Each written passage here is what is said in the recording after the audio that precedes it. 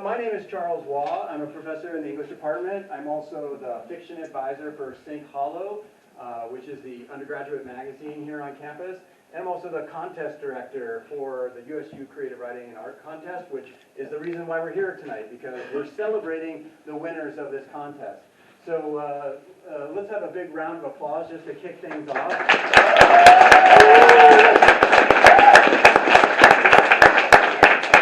It's so nice to be in person. Last year was the first year back after the COVID pandemic, and that was really great to be back. And this year has kind of made us all feel like things are normal again, and thank God for that, right, people? I just want to say a couple of things here to get things started. We have a lot of thanks to give at the beginning, so bear with me while we run through all the very many people that it takes to put on both a contest like this as well as a night like this. First of all, I want to thank Helicon West and Helicon West director, Sean Anderson, who has put together a great year's worth of readings for Helicon West. If you're unfamiliar with Helicon West, it's a live reading series that brings published local writers to read alongside community members in an open, uncensored forum. In order to promote the voice of every community member and democratic ideals, we honor all levels of skill, ability, and craft. In addition to featuring published authors to give the literary arts more exposure in Cache Valley and its surrounding areas, we invite and celebrate aspiring writers from every walk of life to find and share their voices with us. We are committed to the causes of inclusion, accessibility, and representation in our writing community. If you're unfamiliar with Helicon West, it meets every other Thursday. It's been at various locations this past year. Our traditional home for Helicon West is at the Logan City Library, and thanks to Joseph Anderson for always being a big supporter of that and making that happen for us. I also want to point out, in case that you've mislaid this fact, Helicon West, as well as Utah State University, operates on the territory of the Northwestern Band of the Shoshone Nation, whose people have been living, working, and residing on this land from time immemorial. We acknowledge that these lands carry the stories of these nations and their struggles for survival and identity. We recognize elders, past and present, as people who have cared for and continue to care for the land. In offering this land acknowledgement, we affirm Indigenous self-governance history, experiences, and resiliency of the Native people who are still here today. I would also like to thank our sponsors, again, the Logan Library, Sugar House Review, the Utah Humanities Council, our founder and matron saint, Star Colebrook, the Cache Valley Center for the Arts, and the English Department, this evening at least, for providing the delicious brownies and coffee in the back there. That's decaf coffee, by the way, so drink it up. Don't worry about tonight. It's normally caffeinated. That's usually the way Helicon rolls, but doesn't work so well for me at night. So, and I'm in charge, so decaf it is for the night. Okay. So another point of fact is that right now we've got a camera right over there with the Helicon West intern, Kyler Tolman, who is running that. If any of our readers tonight don't want to be recorded, make sure that you just tell Kyler not to record while you're, just before you read, okay? All of the recordings then get posted to the Helicon West YouTube channel. So if you're interested to check this out later and see yourself, for those of you who are reading, see how you did, cringe a little bit every once in a while. No, you never want to see that. Okay. But maybe great Aunt Mary, who's not here tonight, wants to see it. So send her the link, but don't watch it yourself. Okay. So you can find that by just Googling Helicon West, and you'll find where those recordings are posted. Okay. Helicon West is made possible by our generous sponsors and by the community that we serve. To help us stay in person until the new Logan Library is built, which just around the corner, people, it's getting exciting. There's windows in the holes now. Right. To help us continue to do this and to stay in person through this period where things are a bit tricky, not to mention hydrated and caffeinated on a regular night, but not tonight. Decaf coffee, people, I'm prepared. There are several ways to make a donation. You can scan the QR code on any of the posters that you'll see around here. There's, I think, a QR code in the back as well. or donate via PayPal, or you can donate in person. Back there, there's a little can or a little spot there that you can put some 20 or 50 or $100 bills in. Whatever is loose. Okay, so now on to the main event. Tonight's program. We are here to celebrate the winners of this year's Creative Writing and Art Contest. And more thanks. We cannot have a contest without judges, so I'd like to thank Britt Allen, Sean Anderson, again, Stacy Dennett-Sosi, Matt DiOrio, Michael DeBon, Teresa Dyer, and Michael Souter for sharing their time and expertise so generously. Also, tonight we're celebrating the release of the special contest issue of Sink Hollow, in which all of this winning work appears. A special thanks for that goes again to Tyler Tolman. You'll hear his name a lot tonight. He's everywhere, people. And Paul Burtis for helping to run the contest. Katie Thomas, who I think I just saw walk in the back, for putting together the magazine. And to all of the Sink Hollow staff and advisors who made this possible.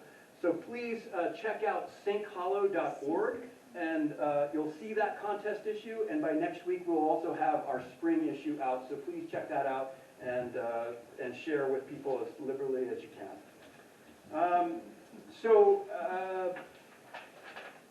That's it for what's here, but that's just the boring stuff, really. The exciting thing is that tonight we've got the winners of the contest. And if you have no idea what you're in for because you've never been to a reading before, you're in for a treat.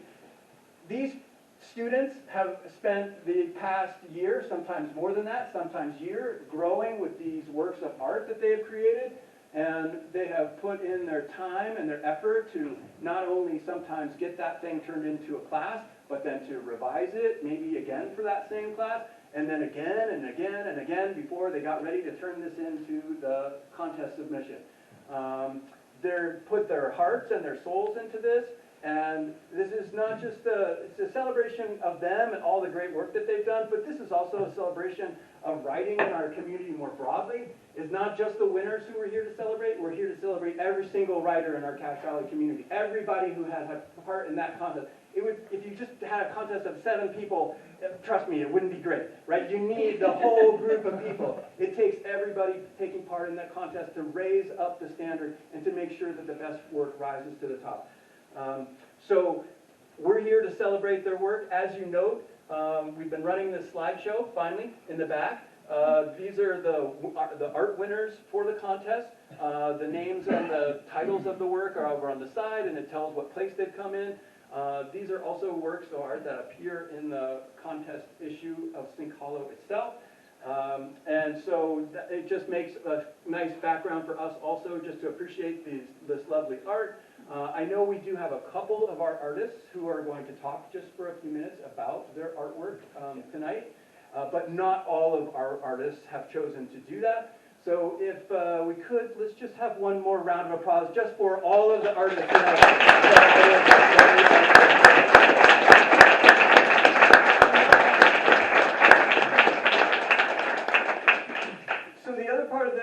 This is that, if we were to sit here and listen to everyone read everything and every word of every piece that was a winner, we would all be here tomorrow night and probably Saturday night as well. So what we're going to hear tonight is a lot of full poems and a lot of partial excerpts of stories and nonfiction essays.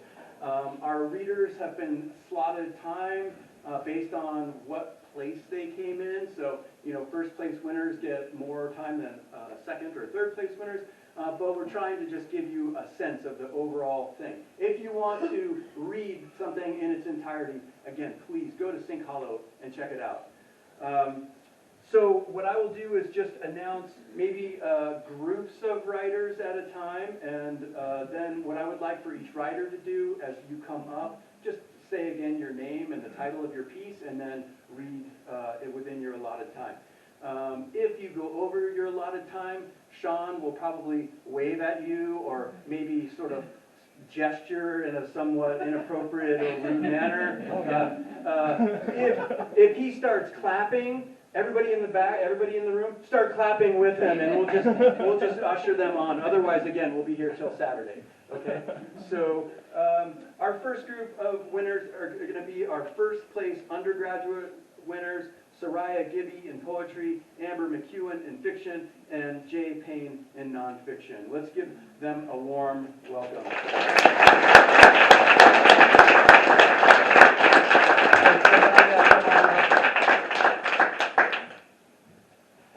And let me also just say, for all of our readers, because the mic is so terrible, I think your best bet is holding it. If it's down here, I think it doesn't pick up anything. Is that true, Jacob? Did it just cut? Oh, You can't tell on universe? yeah, it just cut. Okay, better, yeah, okay, better, worse, better, Yeah, worse. yeah, it's better we can hold it right. Okay.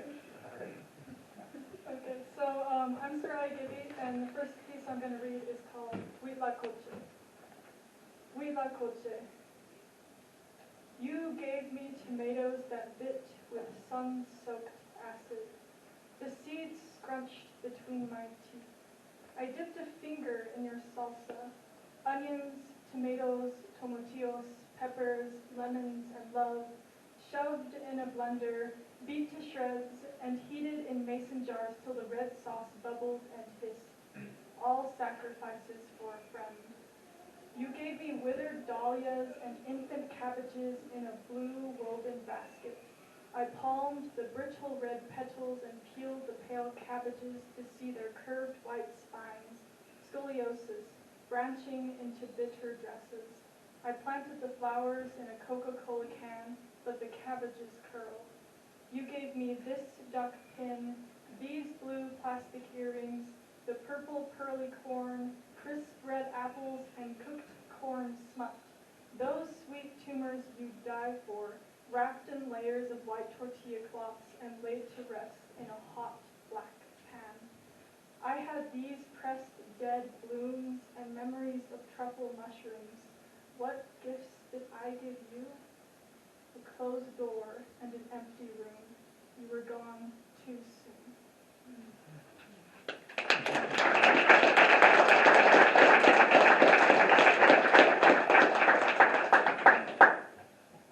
So my second piece is rollerblading down the vert ramp at the skate park by Mountain View Elementary.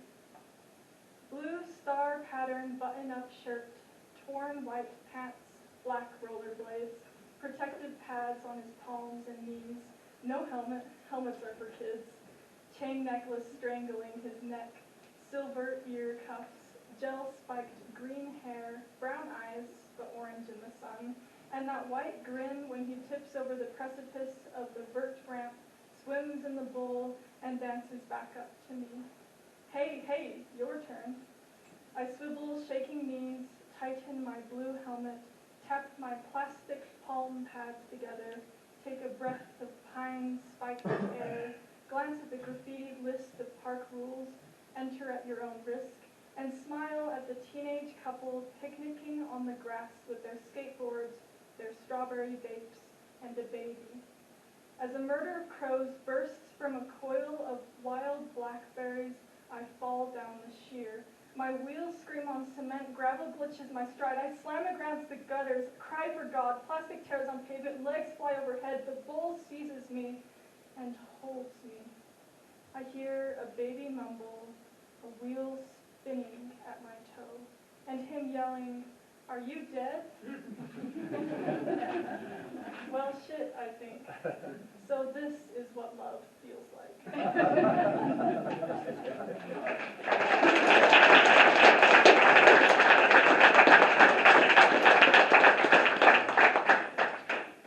All right, and my last poem is called Grandma Time. Last night, I had a dream where I watched guinea fowl run across a pond, their orange feet barely sinking below the surface. Like Peter, I followed the birds. I walked on water behind them and felt like a child behind plump old ladies dressed in purple polka dot dresses. Too much mascara and lipstick on those fowl. You're watching, Grandma, and when I return, we ate pink peach petals, plucking them from a pot of water. They shedded droplets like oiled feathers, and they tasted like God's nectar.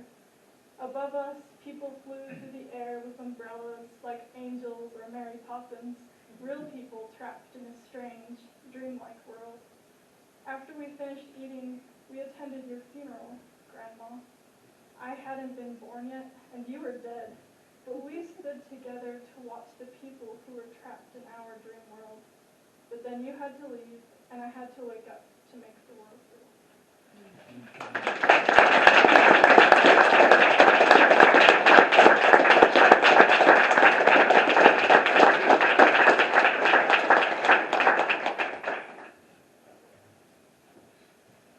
Didn't realize you were waiting for me. Sorry.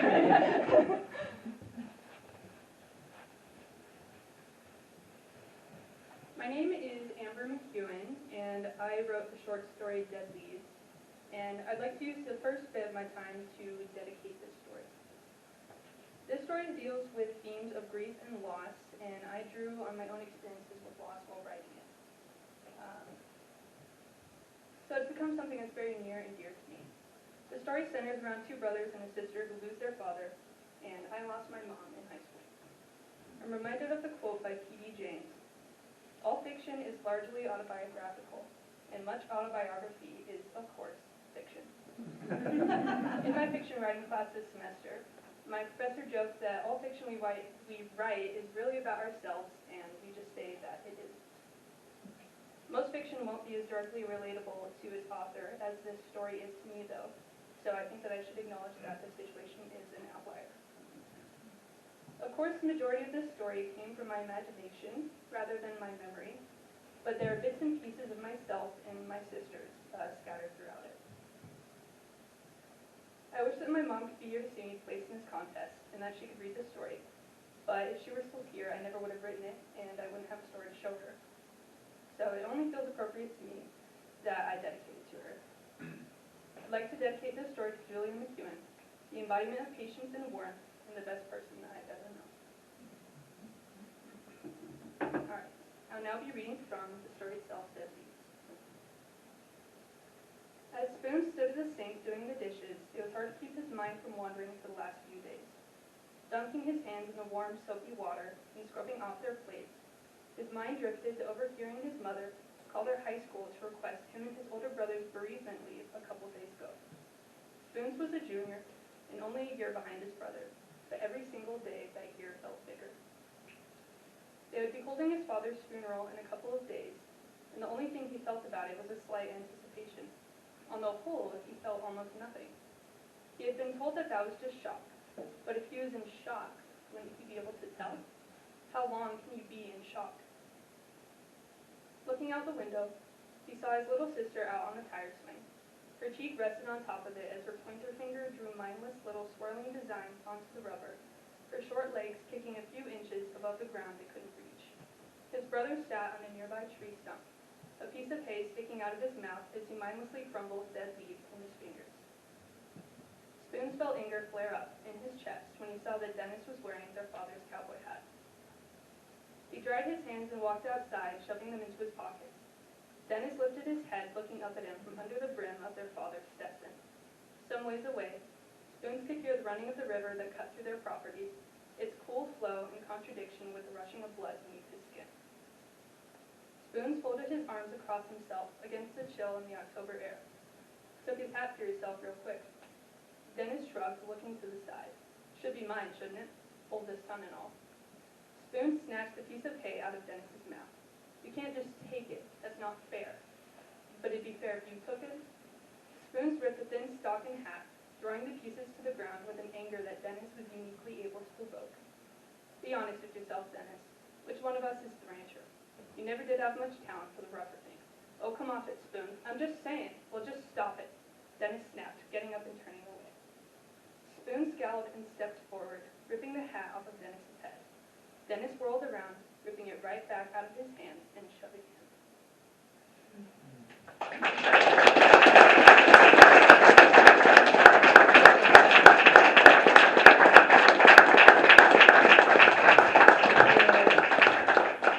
The perfect height. Can you hear me okay? Is it working? What? Not working? All right. I'm Jay Payne, and I will be reading the opening scene to my speculative nonfiction piece, We Will Walk Along the River. Sadie departs from the trail, slipping through an aspen grove and wandering down the ravine. Struggling to keep up, I follow, focusing on the gentle swish of Sadie's boots brushing aside the papery leaves, a sound harmonizing with that ceaseless rush of river water. Sadie, wait up! Where are we going? They chuckle. The river, babe. We reach the edge of the banks, and I peer into the Logan River. I am surprised by its blackness. When Sadie and I hiked alongside this river 2 years ago, the water glowed like sun-kissed emeralds, viridian and translucent. But I shouldn't be too shocked. We last came here on a summer's morning, not an autumnal evening. Still, an eeriness hangs above the swift-moving river, as if instead of flowing into Cache Valley, it now flows into Hades. I look at Sadie, wondering if they sense something is off, but they are kneeling on the banks, appreciating their surroundings. They dip one hand into the river, letting the black water rush between their fingers. I ignore the breezes, Stygian chill, and smile. I have missed Sadie's persistent inclination to experience the world and observe all its eccentricities. Suddenly reminded of why we came here, I reach into my backpack and retrieve the book. The one they let me borrow 2 years ago, just before we spun out of each other's orbits. Although Sadie understands, I still thought I needed to do something special to prove how much I value our friendship. So I read the book and invited them on this hike. I hold the novel out towards Sadie. Hey, before I forget, here's your book. Sadie looks up, their caduceus earrings reflecting the last of the sunlight. Oh, right. Thanks for remembering. Sadie reaches for their book, but it slips from my grip and splashes into the water. Speechless, we both watch the river sweep it downstream. After a long pause, Sadie says, Jay, don't worry about my book. I'm just happy you're here now. We can still discuss the story and catch up, you know. But they elbow me. Hey, you still have to tell me about that Greek course you took. I turn towards Sadie. I'm sorry, I don't know how. Sadie's lips peel into a thin smile. Jay, for fuck's sake, let's just appreciate being out here by the river. But your book, Sadie looks into the water. You know, I think I heard somewhere that the river carves the canyon. Surprised by the abrupt change in topic, I pause. I think I've heard that too. Sadie chuckled. And you know what this means? What? I asked nervously. Sadie dips their hand back into the river, the surface shimmering like obsidian. This means the canyon is deeper than it was 2 years ago when we last hiked it. I sit next to Sadie and submerge my hand. As I contemplate their observation, I let the water rush past my fingers, dark, cold, and numbing. That's interesting, Sadie, but my flow of thought ceases. This image of water slicing through rock like a knife dams up my mind. Sadie stands up, clutching their oval necklace. Jay, I'm really glad I got to reconnect with you, but I have to go now. Someone's waiting for me. Sadie, you can't be leaving already. My heart starts pounding. I still have so much to tell them. We still need to discuss the book, and I want to tell them about what I learned during my ancient Greek class. Goodbye, Jay. Sadie faces the sunset and begins walking downstream. Helpless, I watch, imagining how they, curious and attentive, would have appreciated the nuances of Greek grammar, especially how writers could distinguish reality from unreality using different verbal moods. Sadie, wait, I can't stop thinking about Greek. I want to tell them about how these writers would use the indicative mood for events grounded in reality, like how I was walking along the river with Sadie, but these same authors would then use the subjunctive or optative to express uncertainty or wishes. If only Sadie were to walk along the river with me. Sadie, I'm sorry, I should have. If only I could regress to moments earlier when we were letting our hands grow numb in the river. I could have used its persistent current to explain how Greek's present tense typically embodies the progressive aspect. The river does not flow. The river is flowing. Sadie, but they can't hear. The river drowns out my voice. I sit shivering on the banks where Sadie was kneeling earlier. I wish I could tell them about Heraclitus, the pre-Socratic philosopher who wrote all about flow and flux and rivers. I came across one of his fragments during the program. Pata moisi toisin al toisin and by musin, hethera kai hethera hudata epirei. Using my infantile translation skills, I reconstructed it as, for those stepping into the same rivers, waters stream on and on, differently and differently. As Sadie's figure vanishes like a ghost, I imagine us discussing Heraclitus' fragment. Sadie would observe how the water droplets contacted our skin only once before rushing downstream, unlikely to touch our flesh ever again. I would then argue that these fleeting molecules are a metaphor for how life is constantly changing, ensuring that we can never expect any worldly feature to remain constant. Sadie would respond with some clever remark, but this conversation never happens. It can't.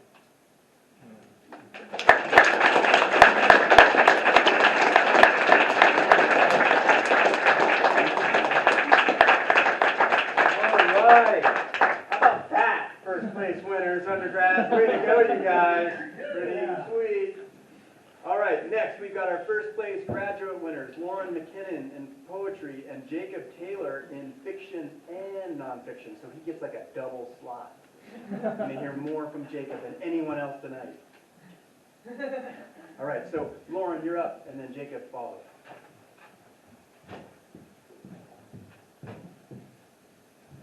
Hi there. Am I supposed to hold this? Yeah, good luck with that. Okay, I'm not going to hold it. My name is Lauren McKinnon.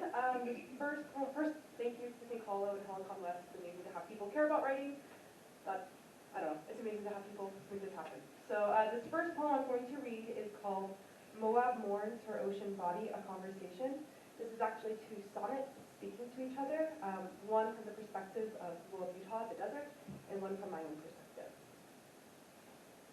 Once my body rolls with combs of water, through breath like satin ridges on a shell, shimmer skin and oyster eyes, I went by daughter, waves of I am, a hush from your hum of bells. Once my body was a little daughter, simple as looking icing from a spoon, mouth for laughter, legs for pumping farther, gel pen hearts and arrows littered a room. Seaweed hair, untouched sand before I burn, sun's tongue scorched my skin, and red peels of drought, calcified and trod eyes, stomach churned, heat hardened my mouth in an unheard shout. My love once asked why I didn't scream louder. When I was 16 and raped, no one heard. Icing breath and bouts of belly laughter decay into the quiet blame I learned. Trenches of sandstone and hoodoo spires erupt like a claim from my ghost pool eyes. Rigid fire, they say I'm something to admire. They snap photos of my naked spines. Mutes, I run from ghost hands, and I cry when they say you'll teach your daughters better. Words of hate stick like ballpoints in my eyes. I write from a body cut in letters. My strength is signed in an abuser's name when they say, you are strong because of what you overcame. They say my desert body is beautiful because I weep for soft and strong without a cause.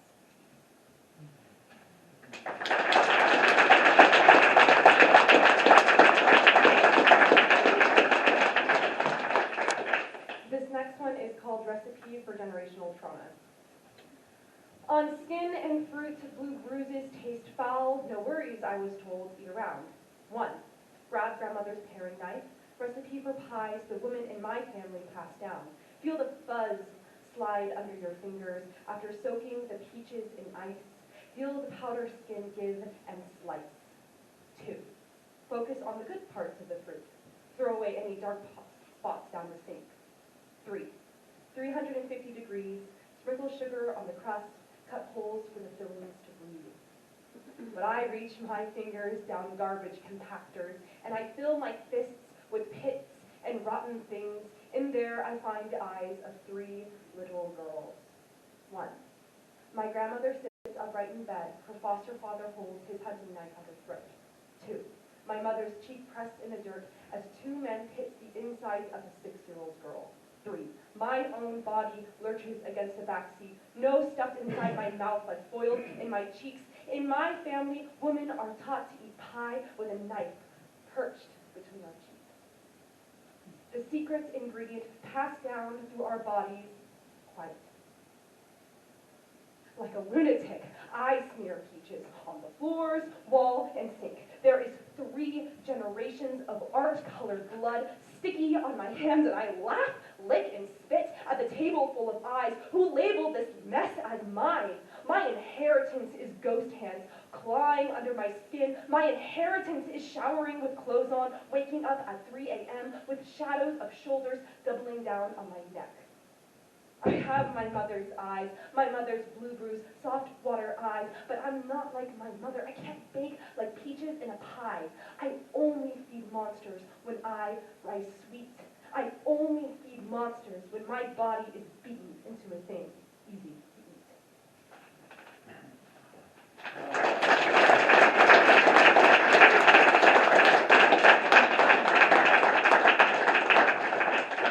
And then real fast, a little palate cleanser. This one's called the palate. When you look in the mirror and your belly hangs soft over denim, stretch marks rise like the yawn of morning sun, dark hairs creep from the caverns of your face to meet in the middle of brow to embrace, and you have not seen the start or end of your waist since November stuffed turkey, spiced rum, red potatoes round like the blue moon bags under your eyes, and your thighs rise like trunks, hair frays like bales of broken wheat. Before you say a word, see the eyes of someone you love. If that does not retract any untightness waiting on your teeth, spend a day in the bath, tracing valley of stomach and cellulite lines, spiraling your skin like a shell skips on a river.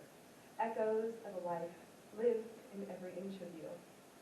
See your breasts like snow-capped mountains, leg hairs like sapling branches, fat on arms trembling delicate as wild buttercups in the breeze. You are the folds and creases of scripture, breathe in oil and mint and become.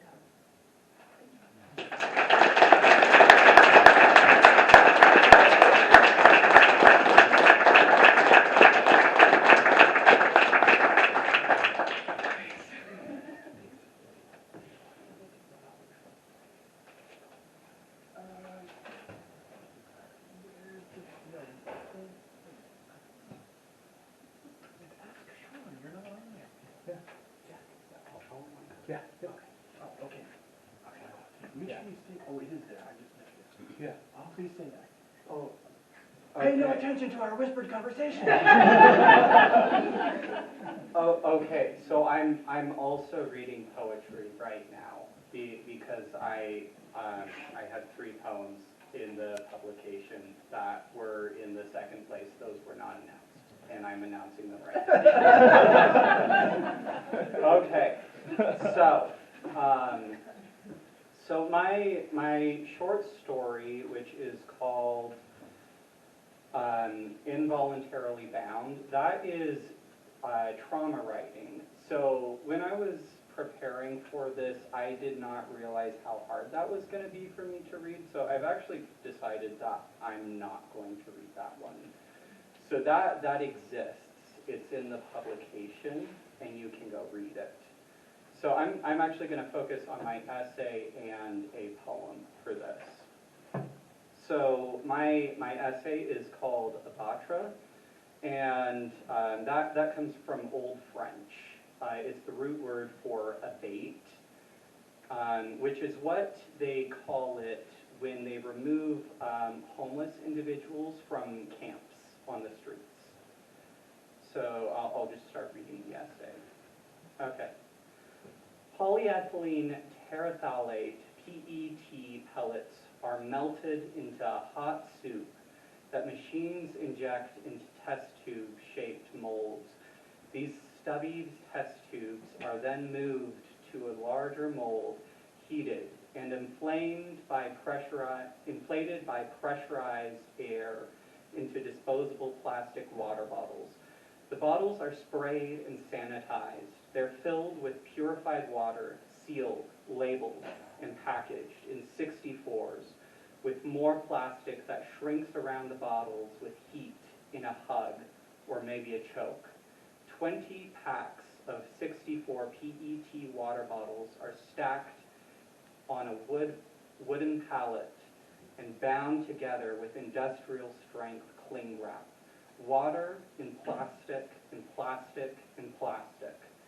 A homeless street outreach program purchases this pallet of plastic water bottles because it has run out of donations and its clients don't have access to clean water. An outreach worker and soon-to-be case manager visit a man living under a tree outside a Smith's in Salt Lake City, Utah. They give him a plastic grocery sack of food, a blanket, and a handful of these PET water bottles. "Can I have some more water?" the man asks. "How many more?" the case manager asks. 10 more. The case manager gets the man 10 more water bottles while the outreach worker relays basketball updates for the man's favorite teams. The man always asks for sports updates. The case manager asks if the man wants help signing up for Medicaid or food stamps today, but he declines. The case manager wants to ask why, but doesn't. They give the man the space he asks for. As the workers drive away, the outreach worker tells the case manager how the man lost his legs to frostbite. The case manager can't stop thinking about those 10 more water bottles. Is he dehydrated? Months later, after the case manager transfers from the street outreach program to one of the city's shelters, that man dies in the heat of summer. The case manager wonders how many water bottles would have kept him alive. Schools and companies and stockpilers and emergency preppers and soccer moms and churches buy cases and cases of disposable PET water bottles. These bottles sit in cold basements and hot storage sheds, and they sit on shelves where the sunlight hits the PET just right. The water waits to be used, it expands and it tracks with the weather, but no one drinks. The just in case these people bought the water for never arrives. Maybe the unofficial 2-year shelf life of disposable water bottles causes the owners to trade out their water bottles. Or maybe it's because of the way the water starts to taste funny when it lives in polyethylene terephthalate for too long. But these people donate their old water to the homeless street outreach program. There is no just in case in homeless services, only a prioritization of needs and a funneling of resources until those resources run dry. This donation of water bottles arrives in a pod storage container, and outreach workers spend the whole morning unloading it so the pods can pick its metal box back up. 2 boxes made of centimeter-thick cardboard, chest height, just as wide and long, overflow with PET water bottles, some packaged, some loose. The outreach workers move some bottles out into wagons and crates to make the massive cardboard box lighter. They lift and slide the box onto a pallet and then into the food room where it sits with cans of beans and corn and other food people have decided they no longer want. Weeks later, when the water bottles at the top have all been used, the case manager, before they become a case manager, sorts the water bottles into many bins and crates based on condition. The uncrushed full water bottles, the only slightly crushed water bottles, and the deflated water bottles that seem to have lost half their water after living under the weight of the water bottles above them for so long. The case manager decided to organize the water bottles after a conversation with a client. "Has this water been opened?" she asked. The case manager explained that it had just been crushed, and she took the water bottle. The case manager avoided giving out the crushed water bottles after that. They felt like their clients deserved better than crushed water bottles and cold canned vegetables. Sometimes the case manager didn't have anything else to offer. Now I'm going to move to a later section and just read a section there. On July 7th, 2022, a fleet of police cars, 2 backhoes, and 7 industrial dump trucks come to the encampment to haul away all the belongings that people can't carry away. Tents, sleeping bags, food, water bottles, lawn chairs, sleeping bags, bikes, IDs, social security cards, birth certificates, prescriptions, anything else left behind. Some people never learned of the abatement and left their tents thinking they could come back to their belongings just like any other day. The term abatement stems from violence, yet the police choose this word to represent their actions. Abate, verb, comes from the old French word abattre, which means to beat down, cast down, strike down, fell, destroy, abolish, reduce, lower. The term is conventionally used to describe the reduction of taxes or rent, the elimination or reduction of pollution, and the extermination of pests. In Salt Lake City, Utah, the government abates human beings, not taxes or rent prices of plastic or bed bugs. The case manager hears stories. I wait with my stuff all morning, and then I go out to St. Vinny's for lunch real quick. When I get back, the police threw out all my stuff like they were sitting in their cars waiting for me to leave just so they could trash all my stuff. A man left his cat in his tent one morning and comes back to find the police abating his home. The police don't let him back to get his pet, and the backhoe scoops the entire tent up, poles twisting and snapping, and plops it into the dump truck. The man never sees his cat again. The street outreach program gives out blankets and socks and food and water to replace what is lost. But the outreach workers only have so much to give. People rarely donate tents and sleeping bags. The program usually has to buy those, but can only buy so many. The landfill eats these abated homes, these abated lives, again and again.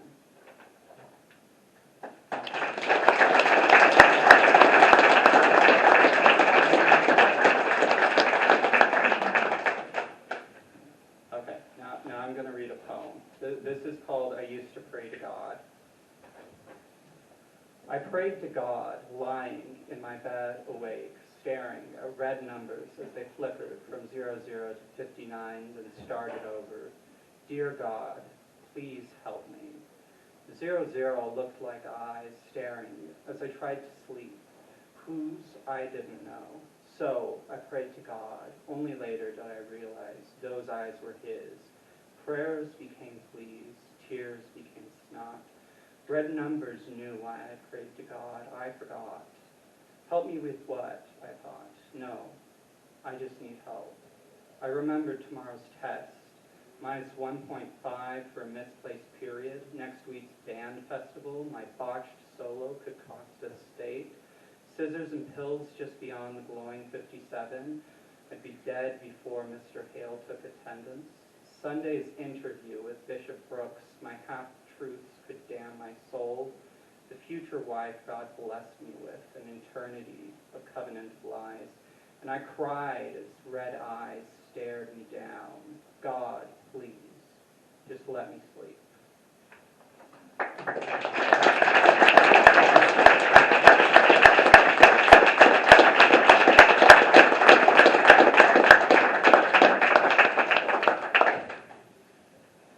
Okay, next we've got our second place undergraduate winners. We've got Paige Marion Fetzer in poetry, Ashley Sabin in fiction, and Kyler Tolman in nonfiction.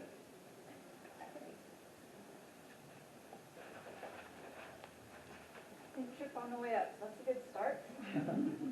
My name's Paige Marion Weiniger Fetzer, and I will be reading a poem called Smoky Mountain Fireflies. The wood is soft beneath my fingers. Fine, revealeth the Tennessee rain, mining the grain and gathering to saturate my sun-faded chin. Forest air slips through my lips like a post-breath prayer. Like the smooth swirls of waterworn paint I peel from the picnic table with absent-minded fingers. Once powder blue, now nearly purple in the frozen twilight. Cool drops draw riverbed maps down my face until my eyelids followed just for a moment. 1, 2, 3, 4. Then open to a gradual fantasia of flickering green gold lights. 2 viridian springs between twin dreams of birth and rebirth and suddenly, silently, the fireflies are dancing deep in the brambles of the bastard tree. 5 flashes each, then they dip into inky darkness deep enough to pen a love letter. A one reignite, and tiny luminescent tangles brighten the tree line anyways. I wonder if they know, and somehow I think they do, that with every spark they are burning the breath from their bodies. In 14 days they will die, dropped old from the air with the sudden heaviness of rain. But tonight night they are a celestial paradox of ground-bound stars, and I've never felt so young because as they blink in the low glow of the precipitate haze, it's all magic for me.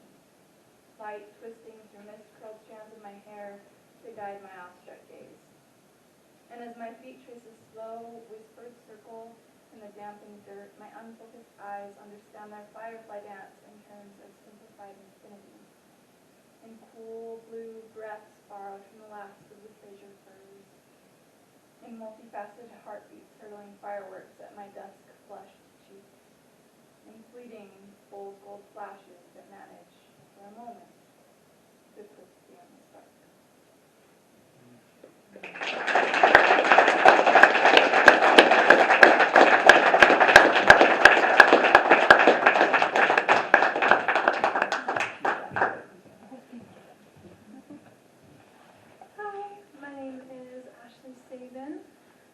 And I will be reading a portion of my short story, which is called The Lament of the Albatross.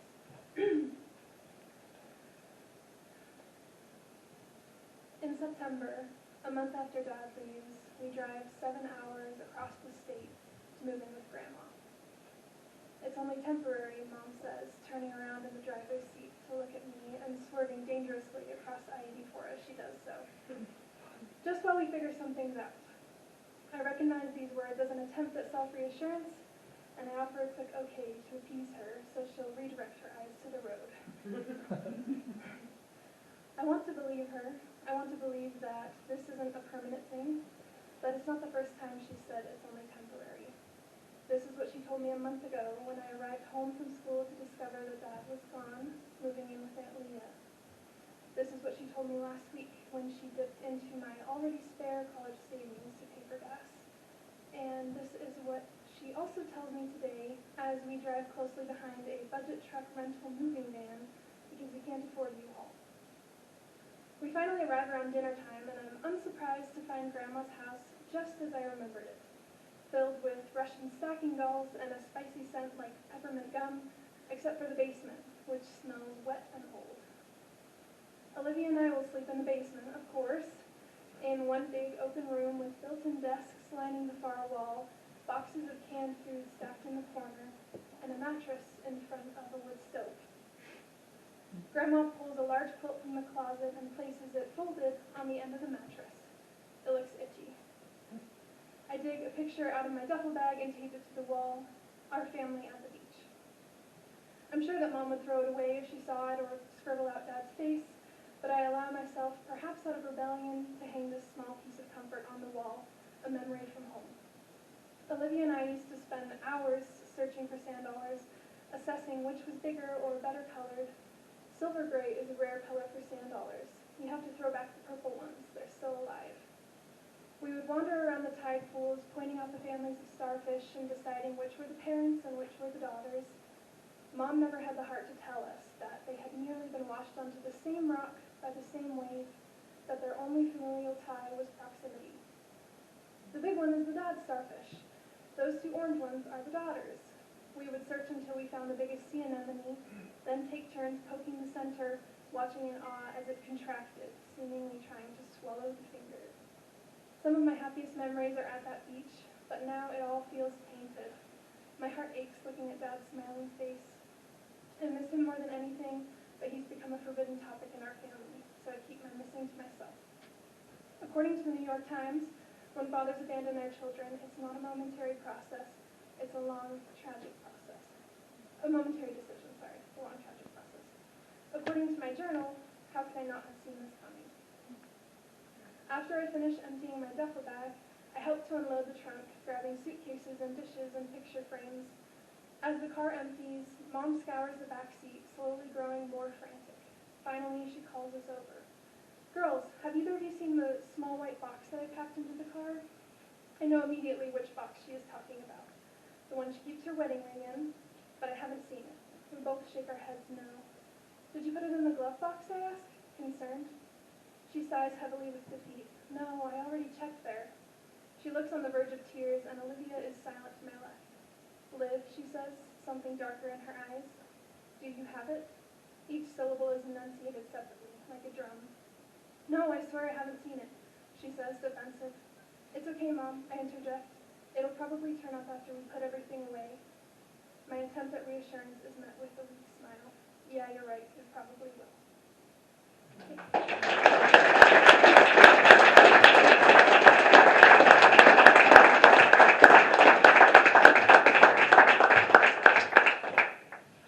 Hello, my name is Kyler Tolman, and I will be reading from my nonfiction piece called We're Both Free Now.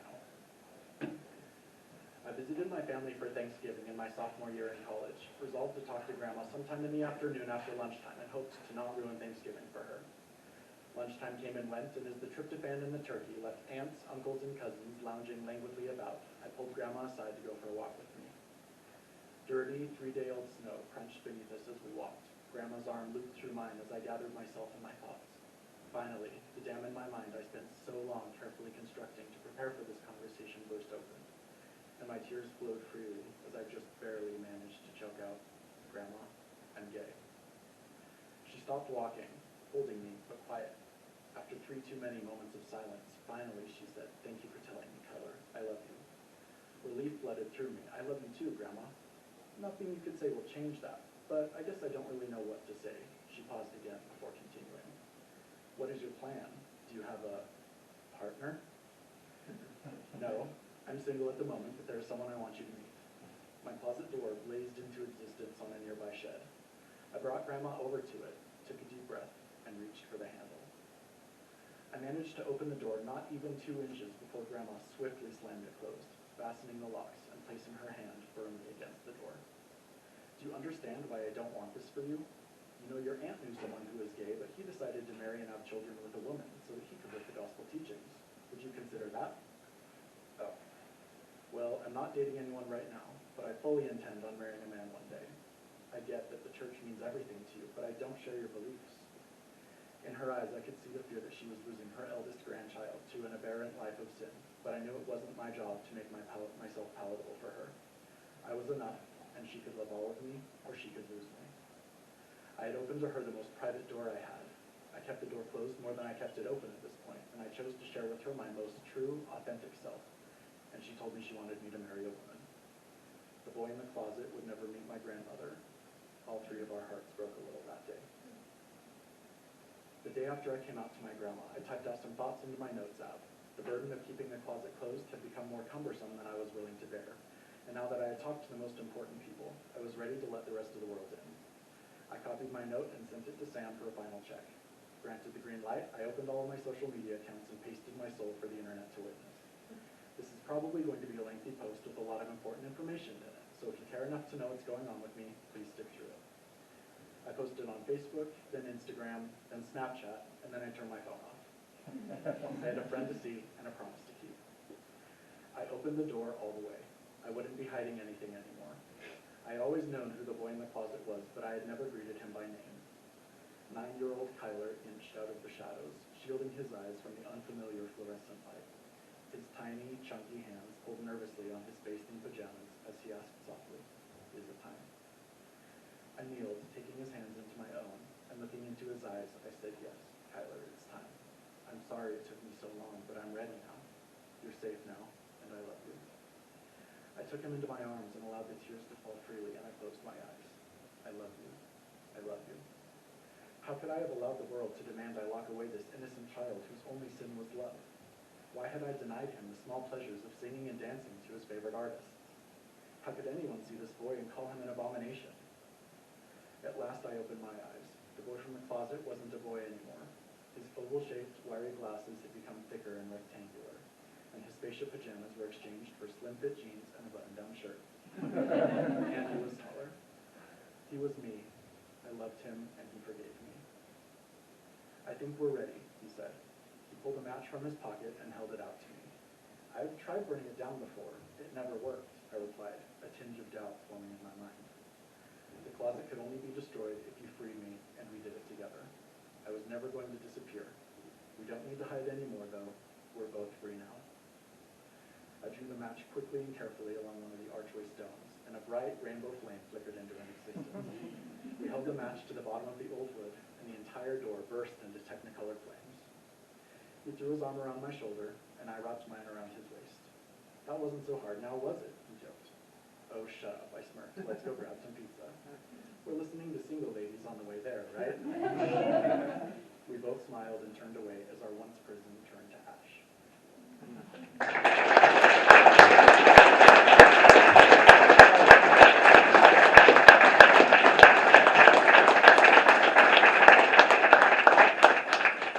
Okay. Working through the list, people. We've got next Jack Byland, who's going to be reading his nonfiction as well as some fiction. So the nonfiction was second place graduate winner, and the fiction was the third place graduate winner. It would whisper in my ear, your birthday is here. I would wake up mid-July and just know that my internal clock had counted another year. Time is no longer so definite. My days stretch together. Monday, Tuesday, Wednesday, Thursday, Friday, Saturday, Sunday, Monday again. It takes me a moment of true consideration when someone asks my age. I've been 18 for over a year. Time has stopped coddling me. It thrust me out of its nest too soon. My wings are still too weak. They cannot spread, they cannot fly in the howling, inevitable winds of time. Childishly, I try to pretend I still hold some power over time's tempo.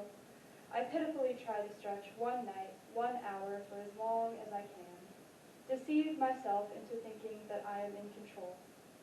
My red-rimmed, sunken eyes stand as testament. Time is invincible. It will take until you are skeletal, a husk of the pulse of a living whisper. And this next one is called Stomach. And it's about when you're really hungry and then you take a bite of something and you realize it's just bad. My stomach cannot stomach what it used to.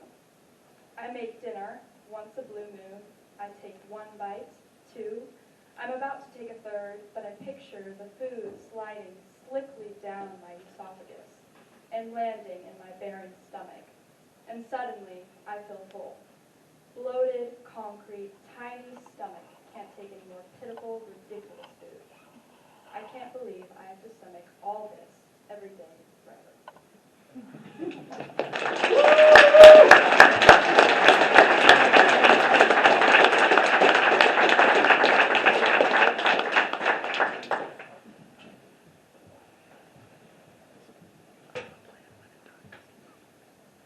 I'll be honest, I completely forgot that I said I would speak.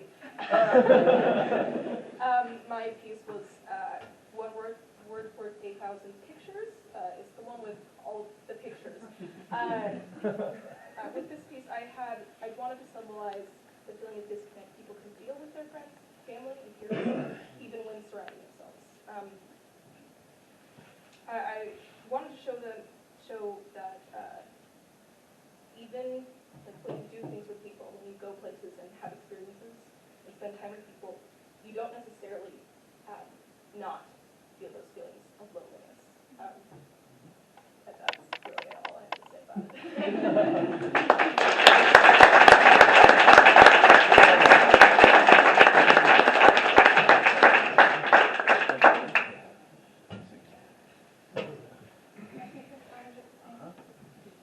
I'm very soft voice. I don't hold it up, no one will hear me.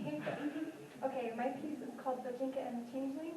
In the Middle Ages, if the child was a little bit different, if they were older or negligent, their mother would leave them out on a trash heap and expect a demon called the Jinka to come and take them away. And so that is when the story is done. Okay. Exposed in the moonlight, she waited. She watched his black eyes grow wide, and she remembered why she never left these gored, forsaken woods. He'll piss himself. He'll scream. He would run all the way home to his mother's blazing hearth. He frowned. Squinting so his mortal eyes could see in the darkness, the changeling schlepped his arms out of the muck and reached up for her cheeks. She let him hold her hag face in his freezing hands, his mouth folded as he studied her, collecting features like bird prints and tail feathers stuck in the mud, tracing them to a thing that stings and flies. Ivojona, he said. And then with a disappointed pout, you have regular yellow eyes? Well, true on both accounts. Ivojona was what humans called her, and her eyes were yellow as his. She snorted. Yeah, she said, and you stink. The changeling took a sniff. He made a face. cocky little liar, he sat back against the chest heap with his arms over his chest and reigned over his mountain of chips. Do not, he said. I am the greatest. I'm the Mole King. Well, Your Highness, you are shivering like a waterlogged mouse, she murmured, and she gave him her hands. He took them, and she pulled him out of the squelch pit and onto the hard-packed earth where he shivered harder. That wouldn't do, so she wrapped him up in her cloak. I'm not cold. I'm the brightest star, he said, and he drew it closer. I can see that your luminosity, but your toes are small, she said, and turning blue. So they will fall right off, and then you won't have any. He heaved a sigh at the inconvenience of it all, and let her carry him home to her hut in the thickest part of the woods, where she made him take a bath while she pulled the quilt off her bed and brewed them something hot to drink. In the kitchen, lording on his stool, his toes drawn up under his quilt, he asked her, why don't your yellow eyes turn people into ash? So he had heard the stories, and she should have known. Oh, they do, she said, not glancing up from the clothes and honey she stirred into his cup was sweetened. They burn a little boy right up if he asks too many questions. Do not. He rocked on his stool, his smile jagged and creepy.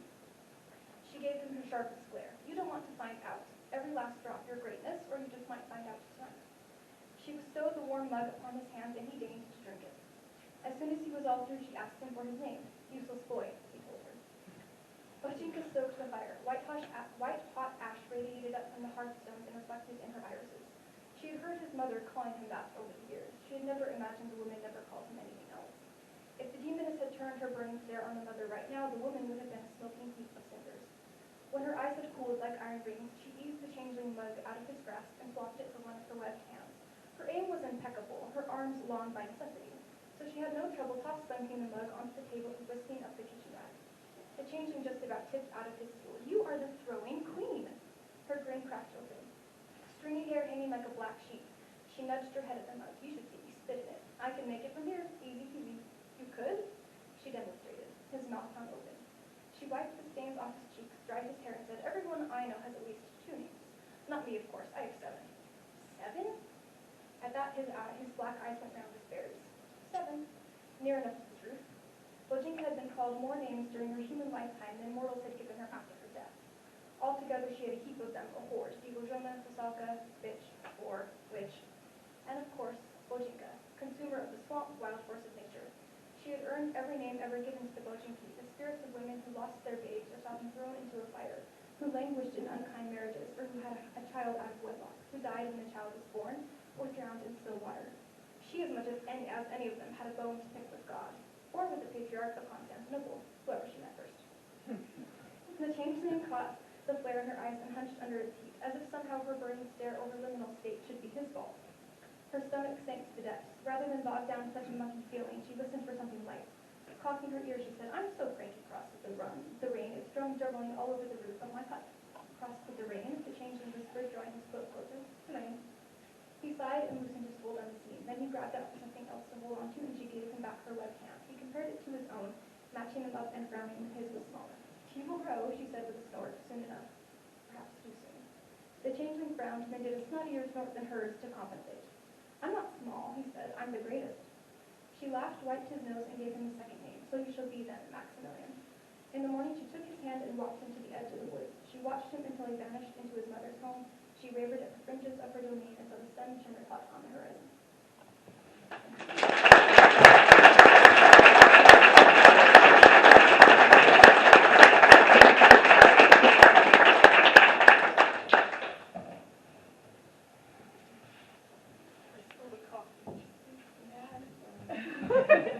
I know everyone just wants to hear about the honorable mention, so I'll make sure it's long as possible. So, my name is Charlotte Anderson. I am originally from Southern California, from this town called Corona, and yes, I heard all the jokes about it, and it's not funny. You get real tired of it. So, it is in this county called Riverside County, and that is where this picture is taken. My best friend from high school and I like to go on photo shoots ever since sophomore year of high school. And, it's gone. It's okay. You guys saw it. And right before I was about to move, we decided to take our yearly photo shoot that we did pretty much at the beginning of the year. And we always did it in Riverside. And we were walking down past this new library, and I don't know, it was just kind of like, oh, that's kind of cool. So I took a photo of it, and yeah, it kind of looks like one of like California missions kind of, but like, you know, not really. And it has a little special place in my heart, and yeah, cool.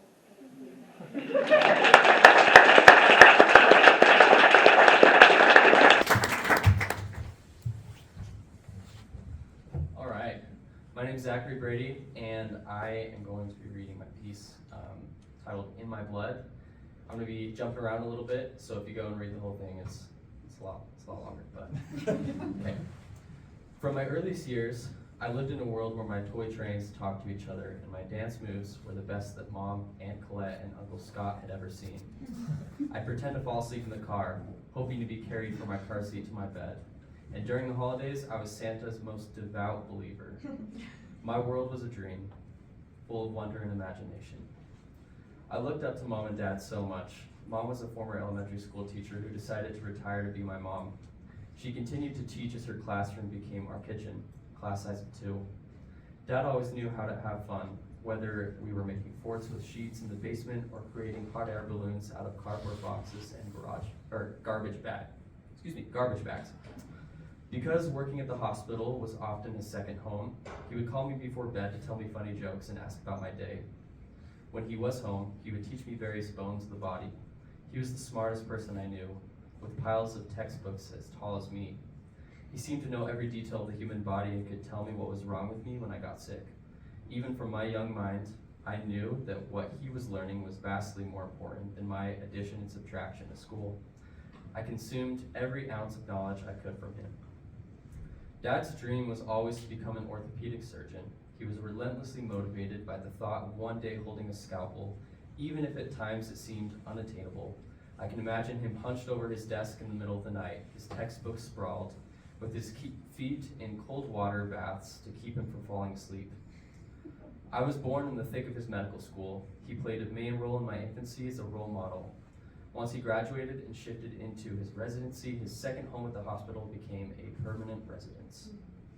Ever since I was labeling bones in my childhood basement, I've been awfully perplexed by the human body. Some see their bodies as a means to an end. I see it as a machine. Examining its fine details, I can't help but wonder why and how it operates. I think of the body the same way I look up at the night sky, a creation so magnificent, so incomprehensible, so sacred. Such a machine requires the expertise of the mechanic, knowledgeable and skilled yet humble, someone dedicated to putting patients before oneself and one's life. It wasn't long before Mom and Dad stopped Bryn and me from playing one day to tell us they were getting a divorce. From what I learned of my classmates at school, divorce was when the dad leaves the family and disappears, which is what happened. Shortly after, Dad moved to California without us for his orthopedic fellowship. The years that followed shaped my early perception of my dad and the costs and priorities of being a doctor. Much of my parents' divorce remained beyond my comprehension, lulling me in my slumber. Still, I felt something was off. Becoming a doctor myself was never for me. If I learned anything, one must be willing to sacrifice all else to treat and diagnose thousands of patients at the expense of a relationship with their own family. I feared if I pursued medicine, I would repeat the cycle I had been thrown into. Yet my curiosity about the body didn't stop. Entering college, my passion for the violin and literature prompted me to align myself with the arts, music, writing, or maybe even architecture. Still, my thoughts wandered to an art more visceral. I'd marvel at the creation of our flesh and its creator, the composer of the universe, and its harmonious piece performed not by strings of wire, but by strings of the heart. As our beautiful yet fragile life ensues, this piece, like the rest, has an ending. From major harmonies to silence, life to death, people lose their lives unexpectedly all around us, and in the end, just about anyone would strip themselves of superficial wants and desires for more life to live. The more I realized that understanding the human machine is how one can preserve that life, the more I felt compelled to hesitantly pursue its course. How much of my desire to become a doctor was already in my blood. As it turns out, there was enough. Desire filled my veins when the star-sprinkled night sky made existence seem far from coincidental. It pumped through my heart, reflecting on the sober regard of life and how quickly death can steal it away. I've spent many evenings in study rooms, anatomy notes, and skeletal drawings sprawled out like a psychopath. In these moments, I'm reminded of my dad and his ice buckets. It's in these moments I feel his blood pumping from the aorta to the brachiocephalic trunk to the common carotid arteries. Inevitably, I will still need to have the same drive to succeed as a doctor. I will still be busy, I will still be pulled away from my family at times. But it is my hope and my absolute prayer that I can prioritize what's most important, to be the dad to my kids I know they deserve. Have I figured it out completely? No. And I don't think I ever will. It's taken growing up to realize that perfection only exists in dreams. My father chose the Indian restaurant located inside a gas station in our small farming town to make me the executor of his estate. He asked if I had a pen, his small frameless glasses resting on the tip of his nose, eyebrow hairs that never did what my mother wanted, nearly leaping off of his face. I gave him my black G2 and he pulled the napkin over from the side of the table. Curry stained, the scent of his last will and testament. Embossed flowers carrying ink strokes of detailed assets. The red plastic of our booth squeaking as he shifted his weight, showing me what he had written. To him, it was simple math, the logic of a life summed up. He said, when we die, not if. Sell the house, sell the stocks back to the company, sell everything we own and split it with your brother. I found myself wanting to beg, to reach across the table, shake him and demand, but what do we keep? To tear his testament written in his all-capped ink and let him know I'd never need it because he would never die. Not the man so competitive he'd never let me win a single game growing up. So competitive I was sure he'd find a way to live forever just to beat death. But I didn't do that. I listened, memorized his instructions, watched him sign it, avoiding the stain. That night I took the napkin and taped it into my journal. I kept that at least. I